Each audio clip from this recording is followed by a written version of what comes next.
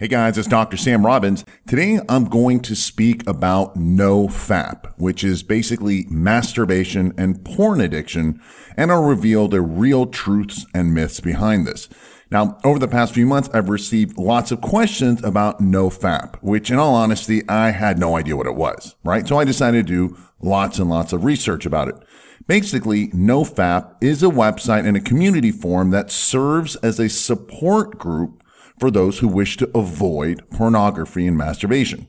Its name actually comes from the internet slang term FAP, which originated in manga comics representing the sound of masturbation. Again, I still don't see the connection, but anyhow, that's the background on it. Now, if you go to the NoFap website, which is at nofap.com, you'll see that it's basically about helping people quit porn through education and support. Thus, it's not about stopping masturbation, which many people claim NoFap is about. Simply stated, it's about the potential addiction to porn. Now, it's not a movement or some kind of religious or anti-masturbation website. They don't want to restrict porn or control it. It's not also just for men, because women can also be addicted to porn. It's for people who want to free themselves from the compulsive sexual behaviors, which many times revolves around porn.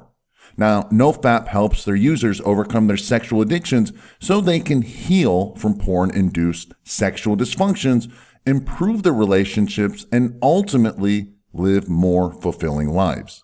So that's the background on it. Now, I was actually just curious as to why people wanted to follow the NoFap recommendations and suggestions.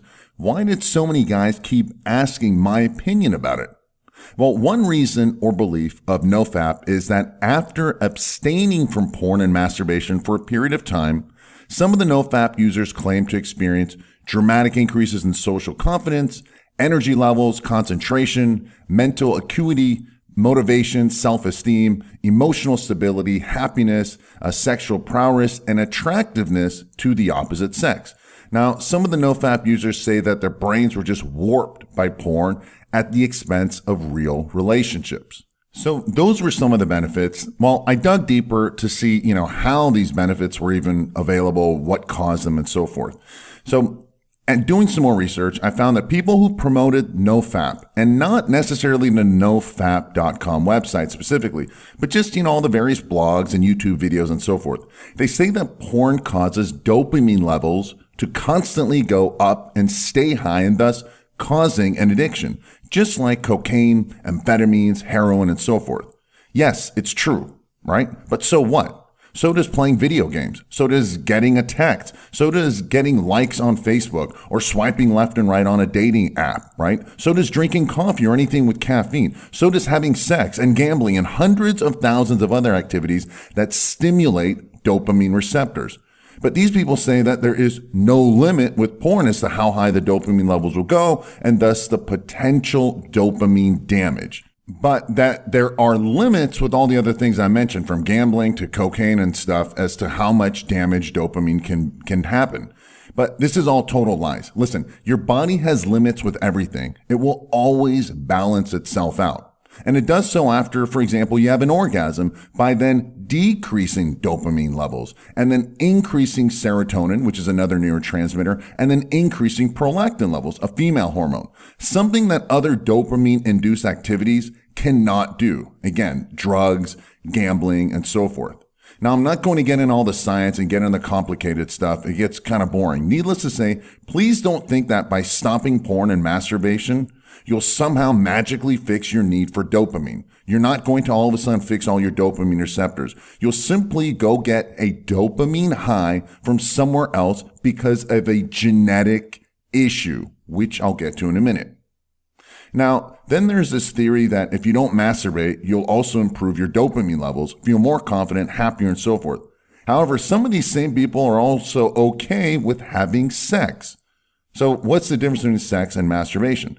Listen, if you don't get it out, okay, if you don't have an orgasm, your body, especially in men, due to their higher sex drive and testosterone levels and also massive sperm production, will get it out in the middle of the night through a nocturnal emission, better known as a wet dream. It's how your body gets rid of old sperm to make room for new, healthier sperm. Thus, not having an orgasm for 30 or 90 days and so forth, as some of these no-FAP advocates recommend, is actually bad for your body. It's bad for your hormones. It increases stress hormones such as cortisol. Now, some will say not masturbating increases testosterone. Wrong. Masturbating increases testosterone, and after your orgasm, it comes back down, and then after a few hours or days, it goes back up. Trust me, there are far more benefits to having an orgasm, whether it's through intercourse or masturbation, than not. The problem is when you're addicted to masturbation, and more specifically, porn. And that's getting in the way of you living a better life and achieving your goals. So the first real question is, what is defined as an addiction, and more specifically about today's subject, porn addiction? Well, there's lots of definitions, and part of the addiction is first and foremost a genetic predisposition, whether it's to porn, drugs, food, or something else. Some people just have addictive personalities. I've seen this over and over again in the past few decades. Usually one or both of the parents have an addictive history as well. It's a genetic thing, right? Whether they're addicted to alcohol or drugs or something else. Now, with that aside, there is the general definition that an addiction is something you do in the face of adverse and negative consequences. It's hurting or harming someone else or yourself. For example, you get a DUI and yet you keep drinking and driving. Or you get lung cancer, yet you continue to smoke. In the case of porn addiction, a better definition might be if it inhibits partner-oriented behavior, or it's done in public, or it gets in the way of day-to-day living and activities. Listen, obviously, if you're masturbating in public, you've got a problem that needs to be addressed. If porn addiction is getting in the way of work, your daily responsibilities, or you spending time with your family, friends, and just having a social life, you've got a problem. More importantly, if it's preventing you from having a relationship, then yes, you need to get this situation under control. For example, if your girlfriend wants to have sex, but instead you'd rather go watch some porn and masturbate, that's not good. There's nothing wrong with masturbating as long as it's not replacing intimacy with someone else. Now listen, some people have a higher sex drive and maybe their partner only wants to have sex maybe once or twice a week, while they want to have sex, daily. Well, in this situation, have sex with your partner as much as they want and can, and the rest of the time, if you need it, then just go masturbate. Listen, we all have different sex drives, all right? I'd rather you go masturbate instead of cheating on your partner, right? And I mention all this because I have some guys asking me if it's wrong that they masturbate daily. This usually comes from younger guys, and I tell them, listen, enjoy it, because later on in life, when you're older, you are not going to be as horny. You will not want to masturbate daily.